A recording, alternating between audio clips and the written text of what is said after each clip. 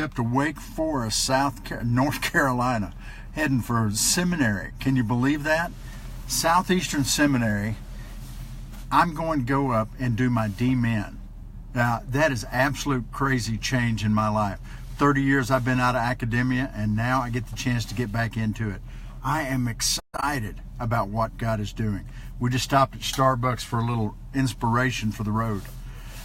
I want to talk to you quickly about changes, because that's been on my mind with this D-Min program. I never really thought I'd be back in school, but I am at 60 years old.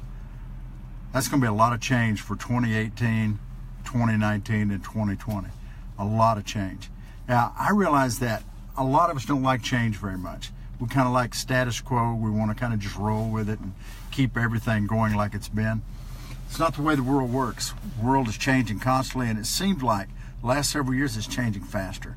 Now, I've got some friends that spent 2018 surviving. 2017, just surviving. They were just kind of rolling through. I don't ever want you to have to do that. Let me tell you a couple of things. You don't want to survive, you want to thrive. You are a child of the King. You belong to God. You work for Him. You serve Him. 2018, we ought to be taking control of 2018, sharing the gospel, making disciples, and impacting the world in His name. That is what we need to see happening, not just surviving and hoping I make it. Two things you need to think about for 2018. You want to get real consistent. If you want to see God's hand at work in your life, these two things will help you see it. One is consistent in your prayer time. Every single day you need to be spending time in prayer. You need to be talking to God. You need to be hearing God, but talking to Him and telling Him what's going on in your life.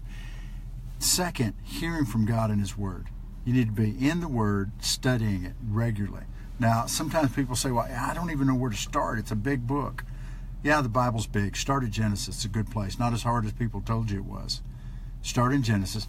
Mark every reference to God. Put a little triangle over it. And then in a journal, just write down, this is what I learned from this reference. For example, in the beginning, God created the heavens and the earth. Mark a little triangle. What did I learn about God? In the beginning, He created the heavens and the earth. And I write that down. God created the heavens and the earth. And then I just keep reading.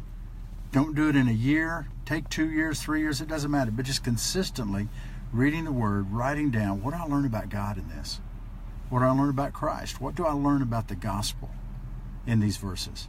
You just keep journaling like that and praying, and God is going to open your eyes in 2018 so that you will begin to see His hand at work.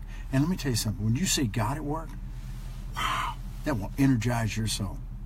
God is the one that brought me to Southeastern to do this D-Min.